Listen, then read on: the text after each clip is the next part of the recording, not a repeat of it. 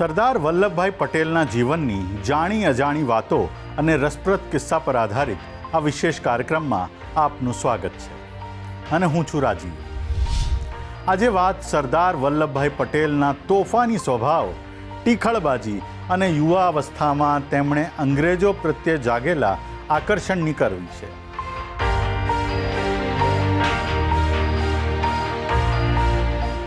વિદ્યાર્થી કાળમાં વલ્લભભાઈ એટલા તોફાની અને ટીખળબાજ હતા કે જો તમે શિક્ષક પોતે હો તો એમને સજા આપ્યા વિના ના મૂકો।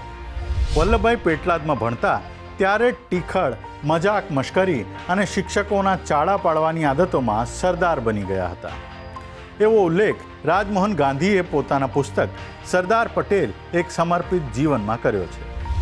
પેટલાદ બાદ વધુ ભણતર માટે વલ્લભભાઈ જ્યારે નડિયાદ પહોંચ્યા ત્યારે તેમની તોફાની વૃત્તિને જાણે કે પાંખો લાગી ગઈ।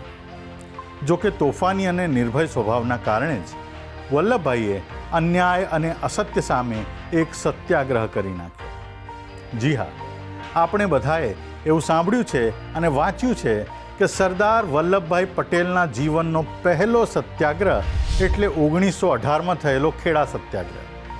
પરંતુ આપને જાણીને નવાઈ લાગશે કે વલ્લભભાઈ પહેલો સત્યાગ્રહ અને આંદોલન જ્યારે શાળામાં ભણતા હતા ત્યારે જ કરી ચૂક્યા હતા।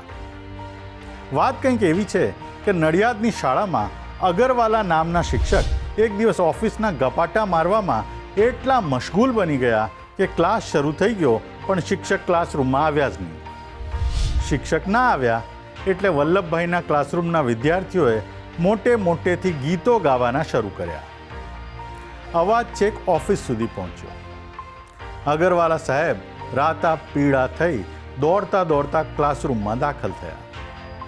ગાવાનો જેને વધુ શોખ હતો એ છોકરાએ જ ગીત ગાવાનું શરૂ કર્યું હશે એમ વિચારીને શિક્ષક પૂછ્યા વિના જ એને ખખડાવવા લાગ્યા। આ જોઈને વલ્લભભાઈથી રહેવાયું નહીં। તરત જ એમણે શિક્ષકને કહી દીધું કે તમે એને શાના ધમકાવો છો, અને આટલું કહીને અટકી જાય તો હજુ ઓછામાં પતે। પણ આ તો વલ્લભભાઈ, એમણે શિક્ષકને સંભળાવી દીધું કે તમે ટોળ ટપ્પા મારવામાંથી ઊંચા ના આવો અને મોડું કરો તો અમે ગાઈએ નહીં તો શું રડીએ? વાંક તમારો છે અને ઉલટા અમને શાના ધમકાવો છો? આખા ક્લાસરૂમ વચ્ચે આ સાંભળીને અગરવાલા સાહેબ ધુઆ પુઆ। તેમણે વલ્લભભાઈને ક્લાસમાંથી બહાર કાઢી મૂક્યા। વલ્લભભાઈ પણ ઓછા ઉતરે એવા હતા નહીં એટલે બહાર નીકળતી વેળાએ એમણે સાથી વિદ્યાર્થીઓને આંખનો ઈશારો કર્યો એટલે વલ્લભભાઈની સાથે આખું ધાડું વર્ગની બહાર। આખો દિવસ વર્ગ ખાલી રહ્યો। વલ્લભભાઈને ક્લાસરૂમમાં એન્ટ્રી ન મળે ત્યાં સુધી અંદર બેસવા કોઈ તૈયાર ના થયું। બીજા દિવસે પણ આ જ હાલ રહ્યા એટલે શિક્ષકે હેડમાસ્ટર શ્રી ભરૂચાને ફરિયાદ કરી।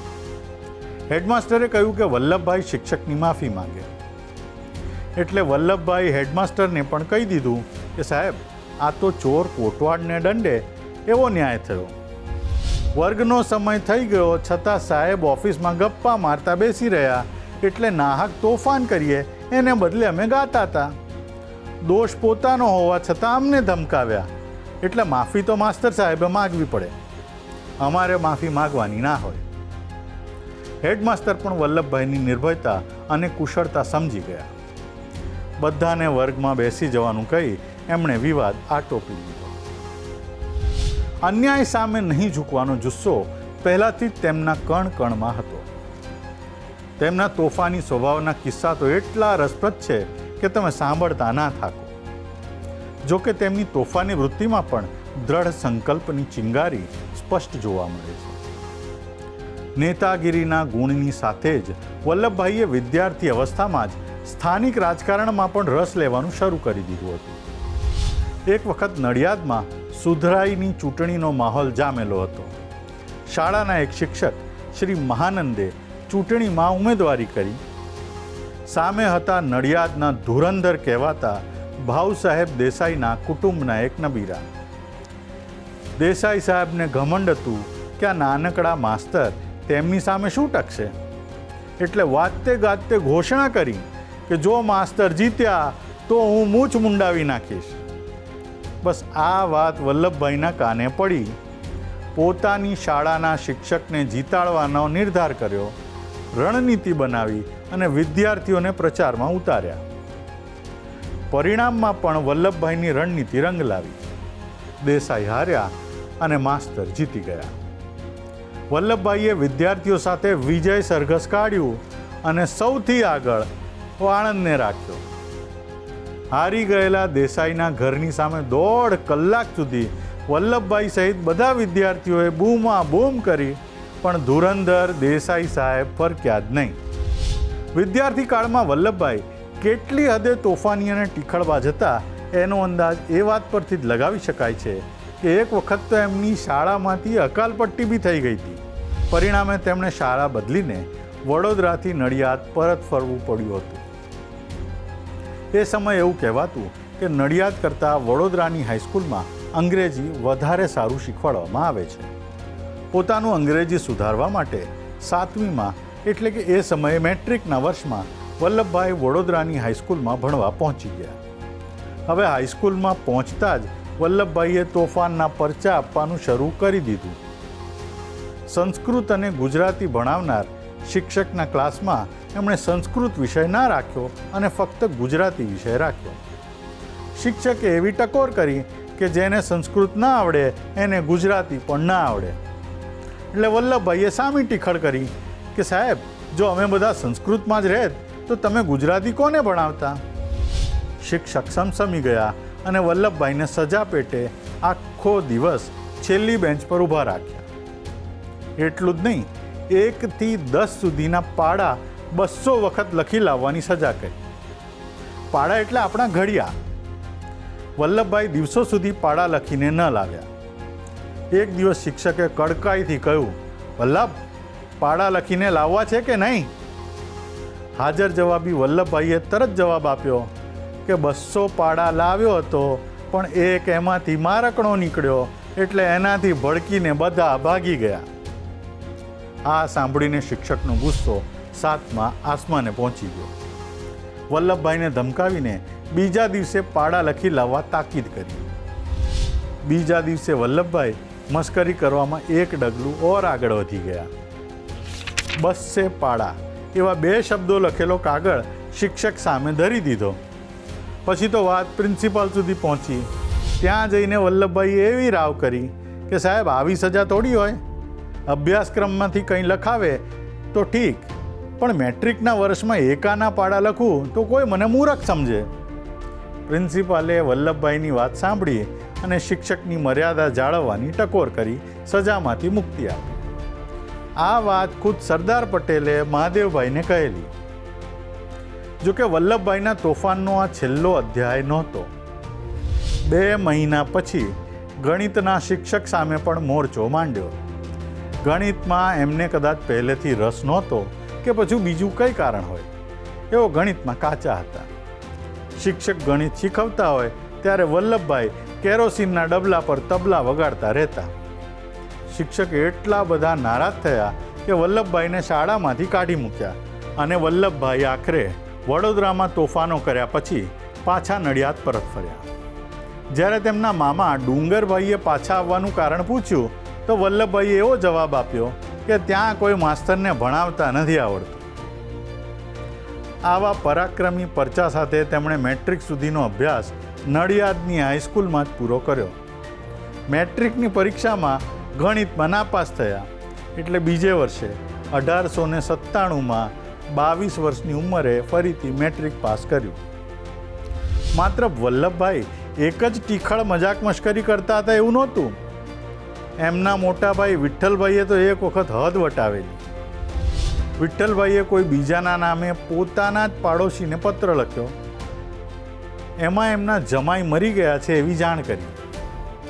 પોસ્ટકાર્ડ વાંચીને પાડોશીએ તેની નાની દીકરીને બંગડીઓ તોડી નાખીને વિધવાના વસ્ત્રો પહેરાવી દીધા. દીકરીના પરિવારજનો બેસણા માટે સાસરિયામાં પહોંચ્યા તો ખુદ જમાઈ જ સ્વાગત કરવા આવ્યા.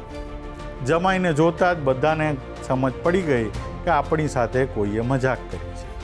હવે કોઈ તમને એવું કહે કે વલ્લભભાઈ પટેલ પોતાની યુવાવસ્થામાં અંગ્રેજોના દીવાના હતા તો તમે એ વાત નહીં માનો.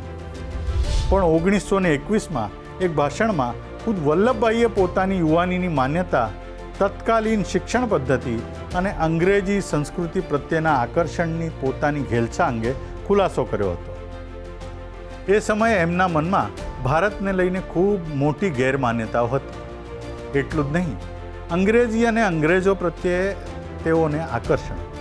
જોકે જેમ જેમ તેમની સમજણ શક્તિ વિકાસ પામી તેમ તેમની આ માન્યતા ધૂળ ભેગી થઈ ગઈ. ભાષણમાં તેમણે કહ્યું હતું કે યુવાનીમાં તેઓ અંગ્રેજોની આબેહૂબ નકલ કરતા હતા. એમની માન્યતા હતી કે ભારત જેવા અભાગી દેશમાં પરદેશીઓની નકલ કરવી એ શ્રેષ્ઠ કાર્ય છે. આ માન્યતા પાછળનું કારણ હતું તે સમયની શિક્ષણ પદ્ધતિ, જે ભારતીયોને હલકા અને ગેરલાયક ગણાવતી હતી. શિક્ષણ દ્વારા એવું ઝેર પીરસવામાં આવતું હતું કે ભારતીયો ગુલામીને જ લાયક છે, જ્યારે અંગ્રેજો શ્રેષ્ઠ અને ભારતનો ઉદ્ધાર કરવા સક્ષમ છે. આ જ ભાષણમાં સરદાર વ્યાજે રૂપિયા લઈને પણ પોતે ઇંગ્લેન્ડ જવા માટે કેટલા તલપાપડ હતા તેની પણ વાત કરી. તેઓ અંગ્રેજોના દેશને જોવા અને જાણવા આતુર હતા, પરંતુ પરિવારની સ્થિતિ સાધારણ હોવાથી ઇંગ્લેન્ડ જવાના રૂપિયા નહોતા. એવામાં એમને ખબર પડી કે 10-15 હજાર રૂપિયા હોય તો ઇંગ્લેન્ડ જઈ શકાશે. એક મિત્રના સૂચન પર તેઓ ઈડર સ્ટેટના દરબાર પાસેથી વ્યાજે રૂપિયા મળવાની આશાએ ગયા, પરંતુ નિરાશ થઈને પાછા ફર્યા. આ અનુભવમાંથી તેમને સમજાઈ ગયું કે જો વિદેશ જવું હોય તો જાતે જ પૈસા કમાવવા પડશે. સંતાન ભણે ગણે અને હોશિયાર બને એવી ઈચ્છા દરેક માવતરની હોય જ, અને એવી જ ઈચ્છા ઝવેરભાઈની પણ હતી. એટલા માટે જ ઝવેરભાઈ દરરોજ સવારના પોરમાં વલ્લભભાઈને પોતાની સાથે ખેતરે લઈ જતા. ખેતરનું કામ કરવાના આશયથી નહીં, પણ ખેતરે જવાના રસ્તામાં આવતા જતા વલ્લભભાઈ પાસે ઘડિયા બોલાવવા અને ગોખાવવા. વલ્લભભાઈના મનમાં અંગ્રેજોના અન્યાય સામે લડતના બીજ પણ કદાચ પિતા સાથેની ખેતરમાં થયેલી ગોષ્ઠીઓના કારણે જ રોપાયા હતા. કેમ કે ખેતરમાં કામ કરતાં કરતાં ઝવેરભાઈ 1857ના વિપ્લવની કહાનીઓ વલ્લભભાઈને ખૂબ સંભળાવી, જેના આધારે તેઓ એટલું તો સમજી ગયા હતા કે 1857ની ક્રાંતિની નિષ્ફળતાનું મુખ્ય કારણ એકતાનો અભાવ અને અંદરોઅંદરની ફાટફૂટ જ હતી. કદાચ એટલા માટે જ આઝાદીની લડાઈમાં એકતાની આવશ્યકતા પર એમણે ભાર મૂક્યો. એટલું જ નહીં, દેશ આઝાદ થયા બાદ પણ દેશી રજવાડાના એકીકરણને પ્રાધાન્ય આપીને તેને સુપેરે પાર પાડ્યું. હવે વાત વલ્લભભાઈના લગ્ન જીવનની કરીએ. ખૂબ ઓછા લોકો જાણતા હશે કે વલ્લભભાઈના લગ્ન તેઓ પેટલાદની સ્કૂલમાં 4થું ભણતા હતા ત્યારે જ થઈ ગયા હતા. એ સમયનું 4થું એટલે આજનું 8મું ધોરણ. કરમસદની નજીક આવેલા ગાના ગામના ઝવેરબા સાથે 1893માં જ્યારે લગ્ન થયા ત્યારે વલ્લભભાઈની ઉંમર 18 વર્ષની હતી, જ્યારે ઝવેરબાની ઉંમર 12-13 વર્ષની હશે. જોકે પાટીદાર સમાજના એ સમયના રિવાજ પ્રમાણે આ ઉંમર નાની નહોતી ગણાતી, અને વરકન્યાની લઘુત્તમ વય કેટલી હોવી જોઈએ એ અંગે ત્યારે કોઈ કાયદો પણ અસ્તિત્વમાં નહોતો. ઉપરાંત એ સમયે પાટીદારોમાં પ્રચલિત રિવાજ પ્રમાણે લગ્નના 5-7 વર્ષે કન્યાને સાસરે વળાવાતી હતી. મતલબ કે વલ્લભભાઈનો ઘર સંસાર શરૂ થયો ત્યારે તેમનો અભ્યાસ પૂરો થઈ ગયો.